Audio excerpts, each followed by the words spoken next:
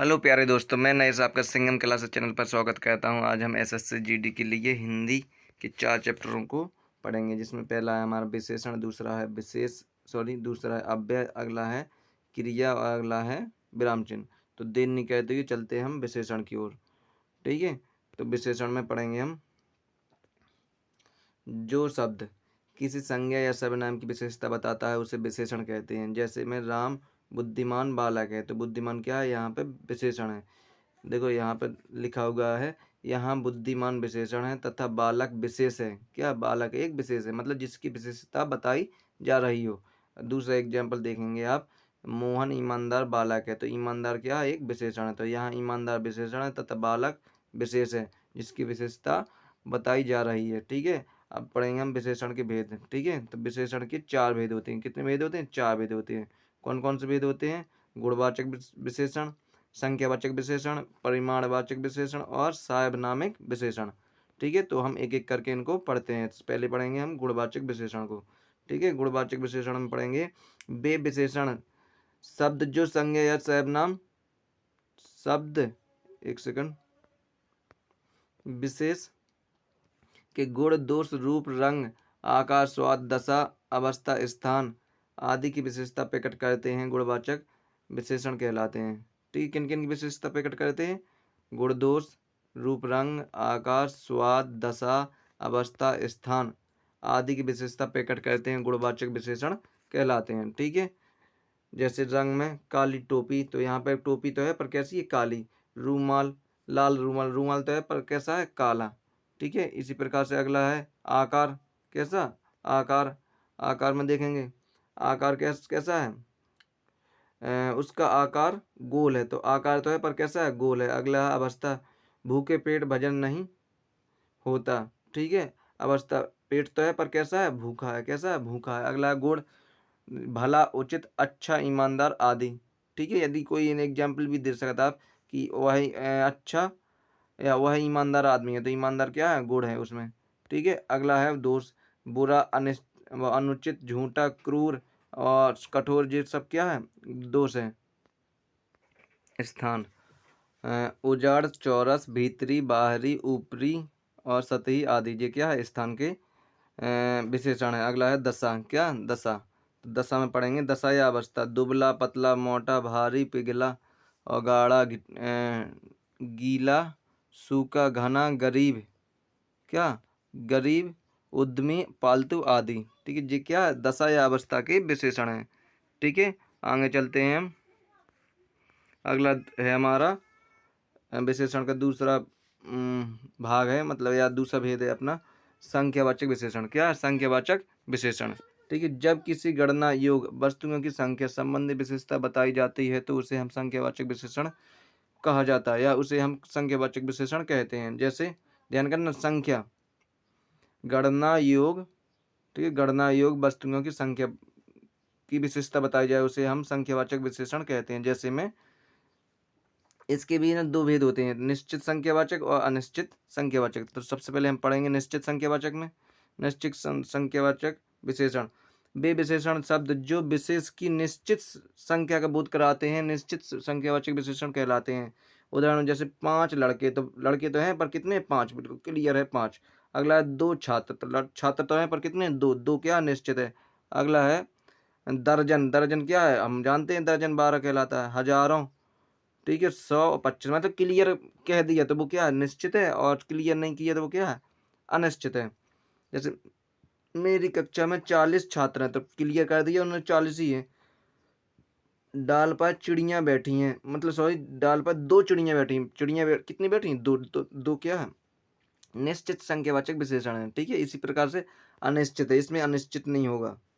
ठीक है वे विशेषण शब्द जो विशेष की निश्चित संख्या का बोध ना कराते हों वे अनिश्चित संख्यावाचक विशेषण कहलाते हैं। जैसे लाखों, लाखों हैं, इसमें तो ये कहा नहीं गया कि 1 लाख, 2 लाख, 4 लाख, लाखों पता नहीं है कितने लाख हैं। सैकड़ों अनिश्चित है, कम, कम पता नहीं है कितना है, अधिक पता नहीं कितना है, कुछ पता नहीं कितना है। तो ये क्या है, ये है अनिश्चितवाचक विशेषण। जैसे कक्षा में बहुत कम छात्र उपस्थित है, तो बहुत कम को मतलब ये भी नहीं है पता कि 4 हैं कि 8 हैं कि 2 ही हैं कि 1 है। अगला बस स्टेशन स्टेशन पर बहुत लोग हैं, तो क्लियर थोड़ी है कि कितने लोग हैं, बहुत की कोई निश्चित नहीं है कि कितने हैं। तो ये निश्चयवाचक विशेषण है। ठीक है, अगला टाइप है उसका परिमाणवाचक विशेषण। ठीक है, तो जिन विशेषण शब्दों से किसी वस्तु की मापतोल संबंधी विशेषता का बोध होता है वे परिमाणवाचक विशेषण कहलाते हैं। जैसे थोड़ा पानी, क्या थोड़ा पानी। अब यहाँ पे क्या परिमाणी तो है, थोड़ा क्या परिमाण, क्या परिमाण। जैसे 2 लीटर दूध, तो 2 लीटर दूध क्या है, परिमाण है। बहुत चीनी, क्या बहुत चीनी। अब चीनी को थोड़ी अपन गिन गिन के दें कि इतने दाने कि दूध को अपन गिन के दें, इनको तो तोला जाता, नापा जाता है कि नहीं नापा जाता है। तो ये क्या है, परिमाणवाचक विशेषण। ठीक है, ये भी, इनके भी दो भेद होते हैं। परिमाणवाचक विशेषण के भी कितने दो भेद होते हैं, कौन कौन से, निश्चय परिमाणवाचक और अनिश्चय परिमाणवाचक। तो पहले पढ़ेंगे हम निश्चित परिमाणवाचक।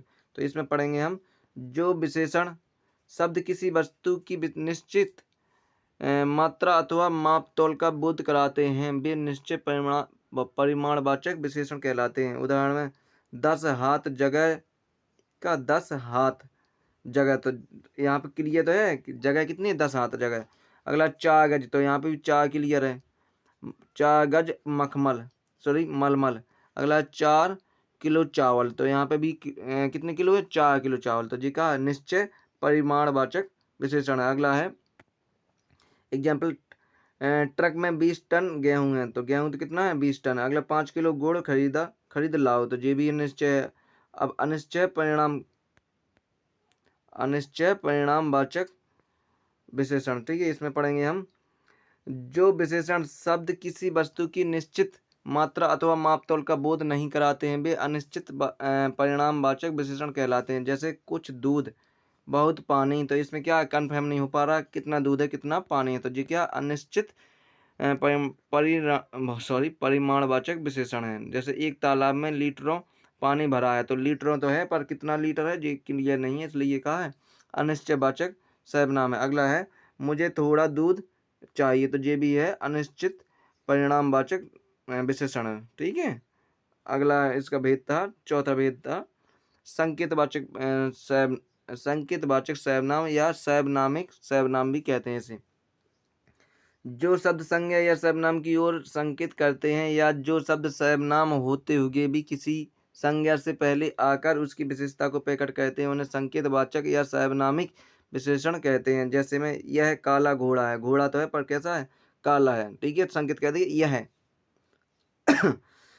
वह 5 किलो आम है, क्या है, वह 5 किलो आम है, तो संकेत कह दिया वह क्या है, 5 किलो आम है, संकेत कर रहा है ना, इसलिए संकेतवाचक सर्वनाम है। अगला है व्युत्पत्ति के अनुसार सर्वनामिक विशेषण के भी दो भेद होते हैं। तो पहला है मौलिक सर्वनामिक विशेषण, दूसरा है यौगिक सर्वनामिक विशेषण। तो हम इसमें भी पढ़ेंगे मौलिक सर्वनामिक विशेषण।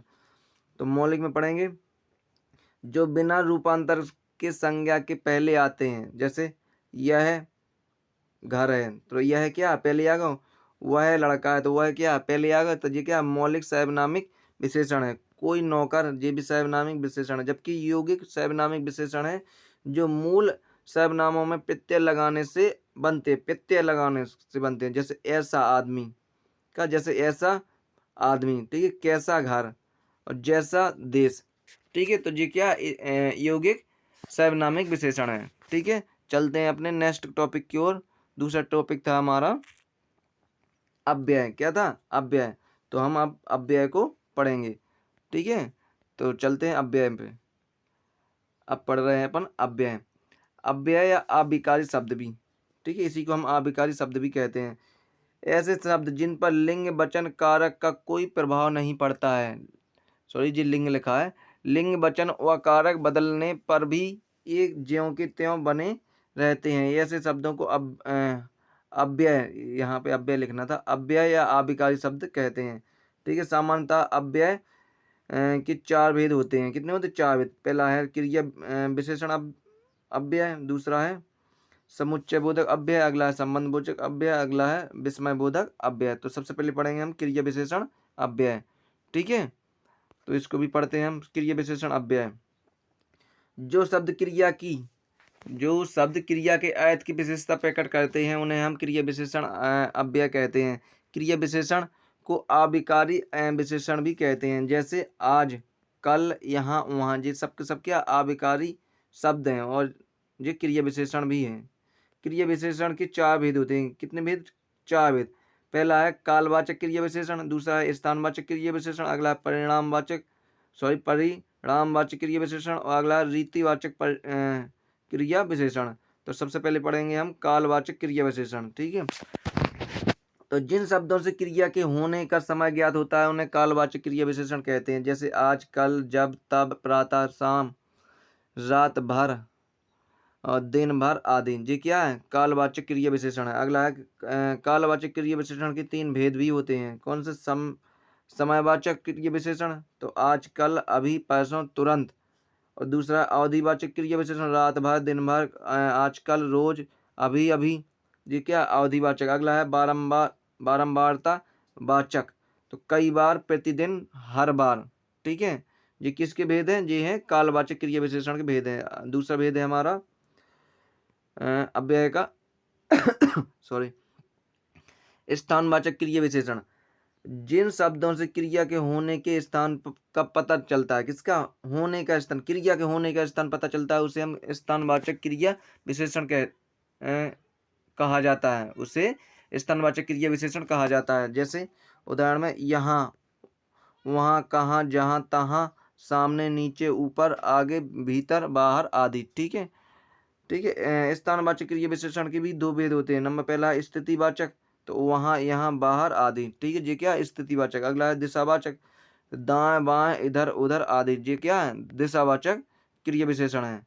ठीक है, अगला है तीसरा नंबर था हमारा परिमाणवाचक। ठीक है, तो जिन शब्दों से क्रिया अथवा क्रिया विशेषण का परिमाण ज्ञात होता हो उन्हें परिमाणवाचक क्रिया विशेषण कहा जाता है। तो जैसे में अधिक या थोड़ा, बहुत कम, तनिक, खूब, अल्प, केवल आदि।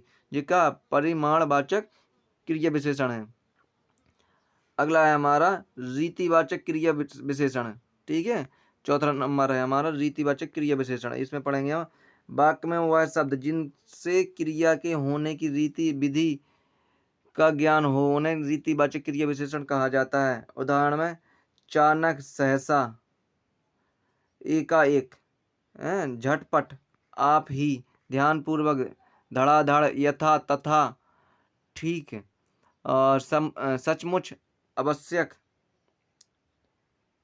या अवश्य, वास्तव में, निस्संदेह, बेशक, शायद, संभव है।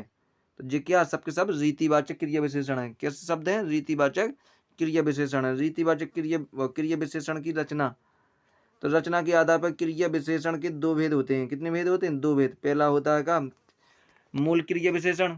मूल क्रिया विशेषण पढ़ेंगे जो क्रिया विशेषण किसी दूसरे शब्द में प्रत्यय आदि लगाए बिना ही बनते हैं उन्हें मूल क्रिया विशेषण कहते हैं। जैसे पास, दूर, ऊपर, आस, सदा, अचानक आदि। ये क्या है?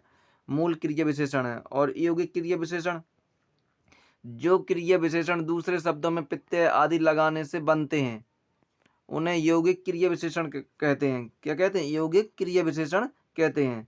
ठीक है, दूसरा टाइप था अव्यय का, मतलब दूसरा भेद था समुच्चय बोधक। क्या? समुच्चय बोधक। तो इसमें पढ़ेंगे हम 2 शब्द वाक्यांशों या वाक्यों को जोड़ने वाले शब्द को या शब्दों को समुच्चय बोधक अव्यय कहते हैं।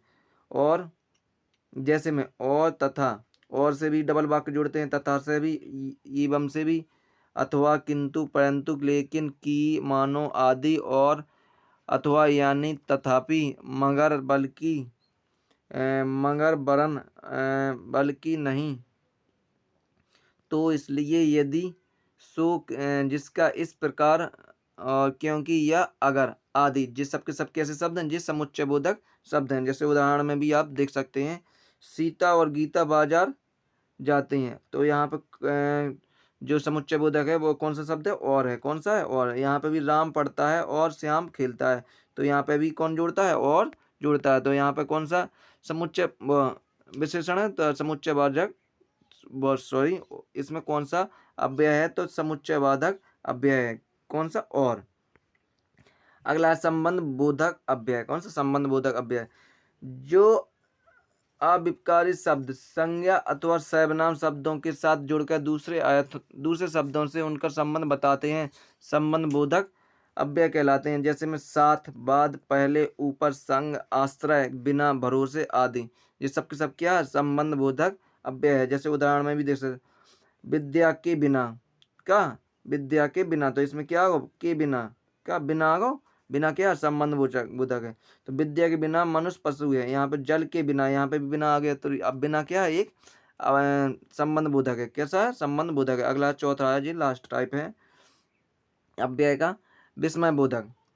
जो अविकारी शब्द हमारे मन के हर्ष, ध्यान करना, हर्ष, शोक, घृणा, प्रशंसा, विस्मय आदि भावों को व्यक्त कहते हैं, उन्हें विस्मयादि बोधक अव्यय कहते हैं। जैसे अरे, ओ है, आ है, सॉरी, हा है, ओफ, हे आदि इन शब्दों के साथ संबोधन का चिन्ह भी लगाया जाता है।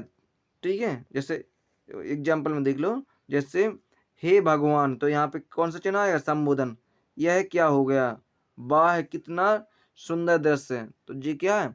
ये विस्मय बोधक शब्द हैं। कौन से? इतने सारे विस्मय बोधक शब्द हैं। ठीक है, आशा कहता हूँ कि यह भी चैप्टर आपको समझ में आ गया होगा। चलते हैं हम नेक्स्ट चैप्टर की ओर। अगला चैप्टर है हमारा, एक सेकंड, अगला चैप्टर है हमारा क्रिया।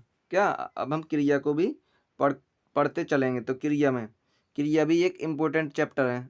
सॉरी, क्रिया में पढ़ेंगे हम जिस शब्द से किसी काम का करना या होना समझा जाए उसे हम क्रिया कहते हैं। ठीक है, उदाहरण में जैसे पढ़ना, खाना, पीना, जाना इत्यादि सब क्या है? क्रिया है। मूल धातु प्लस में प्रत्यय बराबर होता है क्रिया। ध्यान करना, ये क्वेश्चन आया होगा, मूल धातु प्लस में प्रत्यय बराबर क्रिया होता है। ठीक है, मूल धातुओं में कुछ प्रत्ययों का प्रयोग करके क्रिया बताई जाती है, इसलिए मूल धातु को क्रिया का मूल अंश कहा जाता है। ध्यान करना, मूल धातु को क्रिया का मूल अंश भी कहा जाता है। जैसे चल प्लस में अना, तो कहो जी चलना, फिर प्लस में अना बराबर फिरना, उठ प्लस में अना बराबर उठना। ठीक है जी, क्या सब क्रिया के उदाहरण है। क्रिया के दो भेद होते हैं, सकर्मक और अकर्मक। कितने होते हैं? दो भेद होते हैं।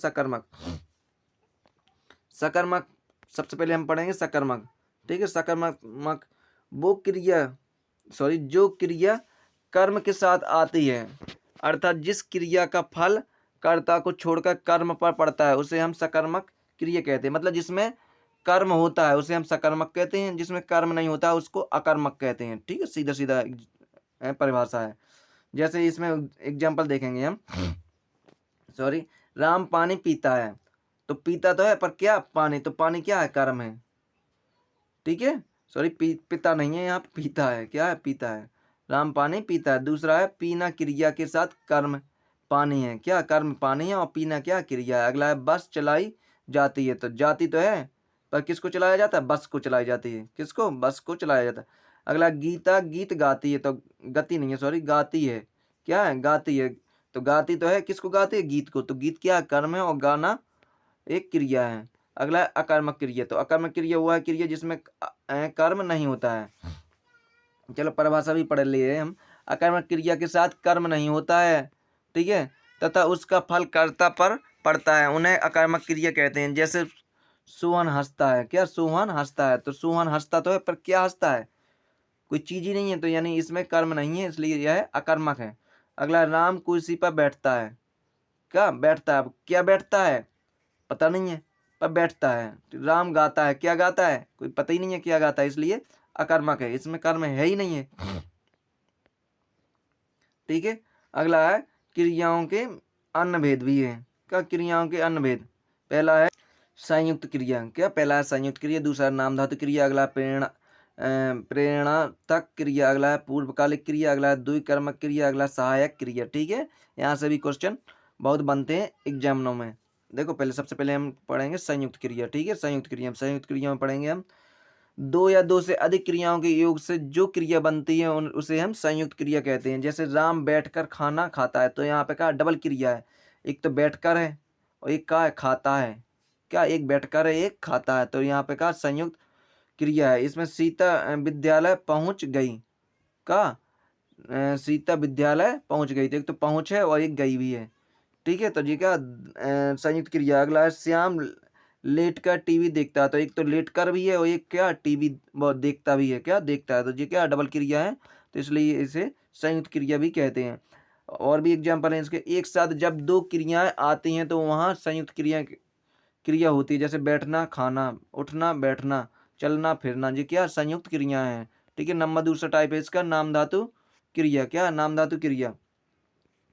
ठीक है, नाम धातु क्रिया है हमारी है नाम धातु क्रिया। एक क्रिया को छोड़कर दूसरे शब्दों में संज्ञा सर्वनाम एवं विशेषण से जो धातु बनते हैं उन्हें नाम धातु क्रिया कहते हैं। जैसे में अपना अपनाया अपनाना, ठीक है, गरम गरमाना, ठीक है, आदि क्या है नाम धातु क्रिया। जैसे में लुटेरों ने जमीन हथिया ली, क्या जमीन हथिया ली, तो हथियाना, क्या हथियाना क्या नाम धातु क्रिया। अगला है हमें गरीबों को अपनाना चाहिए, तो अपनाना क्या है नाम धातु क्रिया है। ठीक है, तो अगला टाइप है इसका विषय प्रेरणार्थक क्रिया।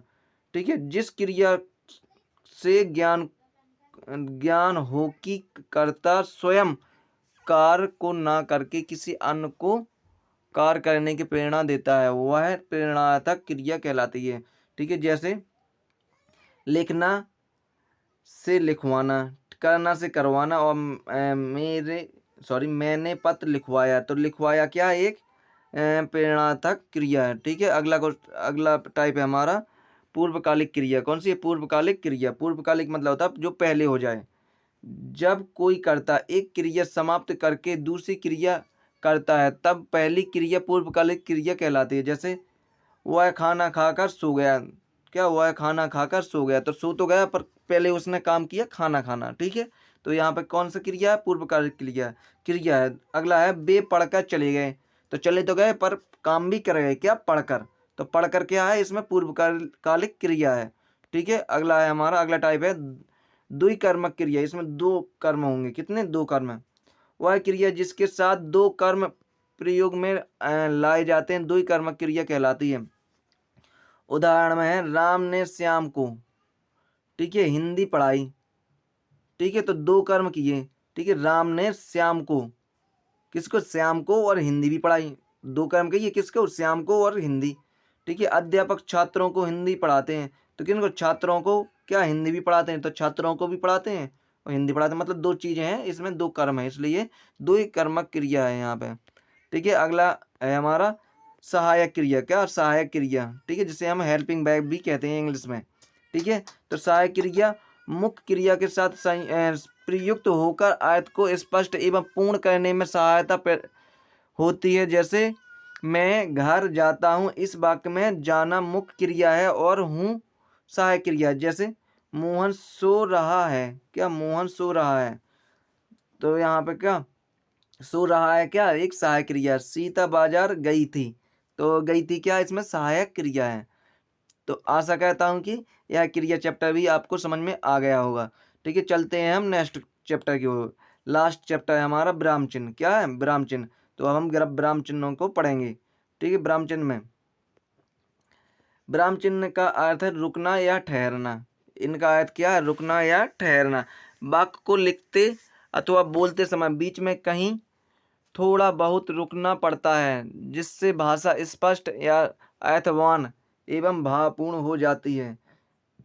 लिखित भाषा में इस ठहराव को दिखाने के लिए कुछ विशेष प्रकार के चिन्हों का प्रयोग करते हैं, जिन्हें हम विराम चिन्ह कहते हैं। का इन्हें ही हम विराम चिन्ह कहते हैं या कहा जाता है।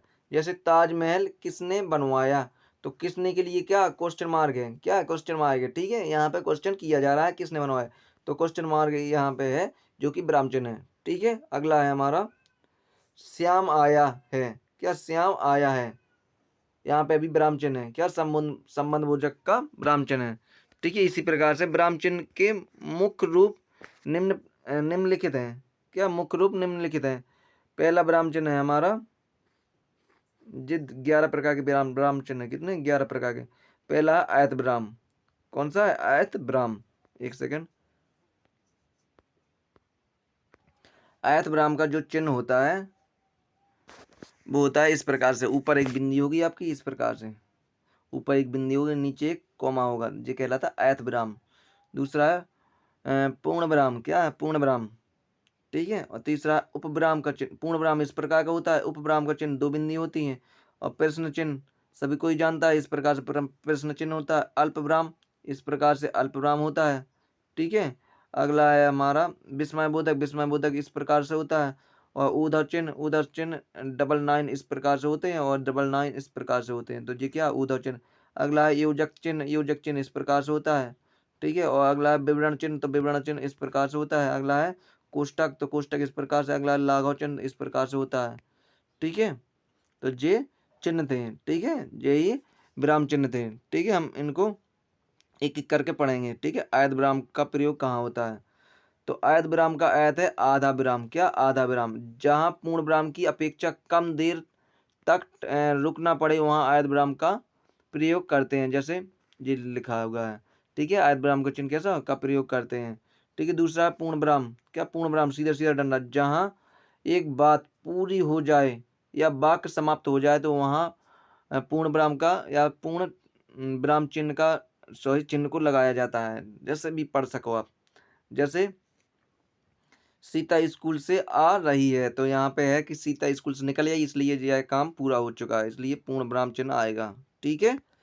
अगला भेद है उसका अल्प विराम, एक सेकंड, अल्प विराम, ठीक है। अल्प विराम के चिन्ह कैसा होता है, दो बिंदी होता है, पिछाएं। अगला है जब किसी कथन को अलग दिखाना हो तो वहाँ पर उपविराम का प्रयोग होता है, वह प्रयोग करते हैं, जैसे विज्ञान, वरदान या अभिशाप, तो यहाँ पर कैसा विराम आएगा, अल्पविराम। अगला चिन्ह है हमारा चौथा नंबर है प्रश्नवाचक चिन्ह, ठीक है। ये तो सभी को ही जाना, प्रश्नवाचक का उपयोग सवाल पूछने के बाद किया जाता है, जैसे तुम्हारा क्या नाम है, तो क्या नाम है इसकी जस्ट पछाड़ क्या हो जाएगा, प्रश्नवाचक चिन्ह लग जाएगा। अगला है अल्पविराम, अल्पविराम जहाँ थोड़ी सी देर रुकना पड़े वहाँ अल्पविराम चिन्ह लगा का प्रयोग करते हैं, ठीक है, जैसा लिखा है वैसे, ठीक है। इस प्रकार का चिन्ह होता है टेबल, इस प्रकार का कुर्सी, इस प्रकार का पंखा, ठीक है। अगला है विस्मय बोधक, कब विस्मय बोधक, ठीक है। विस्मय, हर्ष, शोक, घृणा, प्रेम आदि भावों को प्रकट करने वाले शब्दों के आगे इसका प्रयोग होता है, जैसे वाह है के आगे भी विस्मय बोधक, तुम धन हो, क्या वाह है तुम धन हो, अरे यह क्या हो गया, या ओ है या उफ, ठीक है। इनके जस्ट पछाड़ कैसा चिन्ह लगता है, विराम चिन्ह, सॉरी विस्मय बोधक चिन्ह लगता है। अगला 7वें नंबर पे ऊर्ध्व चिन्ह, क्या सॉरी उद्धरण चिन्ह, क्या उद्धरण चिन्ह, किसी कथन कथन को ज्यों का त्यों या उद्धृत करने के लिए उद्धरण या अवतरण, इसी को हम अवतरण चिन्ह भी कहते हैं, का प्रयोग करते हैं, क्या अवतरण चिन्ह का प्रयोग करते हैं। जैसे पराधीन सपने हूँ सुख नाही, ठीक है, जे सेम लेन है, ठीक है। तो आगे भी चिन्ह लगे वैसे ही, वैसे ही पछाड़ भी चिन्ह, तो इन्हें कहते हैं अवतरण चिन्ह या उद्धरण चिन्ह, ठीक है। 8वां नंबर है हमारा योजक चिन्ह, क्या योजक चिन्ह, योजक चिन्ह का प्रयोग समस्त शब्दों के मध्य में किया जाता है, जैसे सुख दुख, क्या सुख दुख में क्या उद्धव चिन्ह आएगा, माता पिता में उद्धव, दिन रात में, और यश अपयश में भी उद्धव चिन्ह, तन मन में भी, तन मन धन में भी, इनमें भी उद्धव चिन्ह का प्रयोग होगा, ठीक है। तो ये कहलाते हैं उद्धव चिन्ह। अगला है विवरण चिन्ह, क्या विवरण चिन्ह, तो विवरण चिन्ह किस प्रकार का होता है, इस प्रकार से। विवरण चिन्ह का प्रयोग वाक्यांशों के विषयों में कुछ सूचक निर्देश आदि देने के लिए किया जाता है, जैसे भारत में कई बड़ी बड़ी, ठीक है, नदियाँ, जैसे जैसे में है ना, ये क्या उद्धव चिन्ह है, सॉरी विवरण चिन्ह है, क्या गंगा यमुना सरस्वती, का गंगा यमुना सिंधु है, क्या गंगा यमुना सिंधु आदि, ठीक है। 10वें नंबर का है कोष्टक, क्या कोष्टक, अब कोष्टक का प्रयोग भी किया जाता है कहाँ पर, जिसका प्रयोग पद यानी शब्द का आयत प्रकट करने हेतु क्रमबद्ध और नाटक या एकांकी में अभिनय के भावों को व्यक्त करने के लिए किया जाता है, ठीक है। जैसे निरंतर, लगातार, निरंतर क्या बोला था अपन, लगातार व्यायाम करते रहने से देह शरीर स्वस्थ रहता है, क्या देह को ही हम शरीर कहते हैं, स्वस्थ रहता है। ठीक है, तो यहाँ पे कोष्टक का प्रयोग होता है। अगला है लाघव चिन्ह, लास्ट क्या है, लाघव चिन्ह। तो लाघव चिन्ह किस प्रकार का, इस प्रकार का होता है।